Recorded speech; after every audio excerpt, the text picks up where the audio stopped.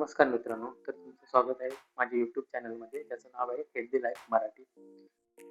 माझ्या चॅनलवरती तुम्ही दररोज तुमच्या जीवनशैलीतले वेगवेगळे अ, माहिती आणि पोस्ट करत असतो. त्याच्यामध्ये फिटनेस, योगा, आरोग्यदायी जीवन किंवा तुम्ही कसा आहार घेतला पाहिजे, योगासने कशी केली पाहिजे, इत्यादी विविध विषयावर तुम्हाला त्यामध्ये आपली माहिती मिळते. तर आजच्या व्हिडिओचा विषय आहे की तुम्ही आज मी तुम्हाला ते 3 गोष्टी सांगणार आहे, ज्या तुम्ही तुमच्या जीवनशैलीमध्ये वापरल्या तर तुमचं एक निरोगी आरोग्य बरोबर होऊ शकतं. त्याच्यामध्ये पहिला विषय आहे तो पाणी पिणे. पाणी पिणे म्हणजे शरीराचा तुमचा 70% भाग हा पाण्याने व्यापलेला आहे. त्यामुळे तुम्हाला दिवसातून 7 ते 8 ग्लास पाणी प्यायला पाहिजे.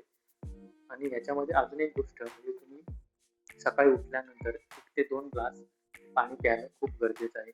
म्हणजे जास्त पाणी प्यायल्यामुळे तुमच्या शरीराचे जे टाकाऊ पदार्थ आहेत ते शरीराबाहेर टाकले जातात आणि तुम्ही निरोगी होता.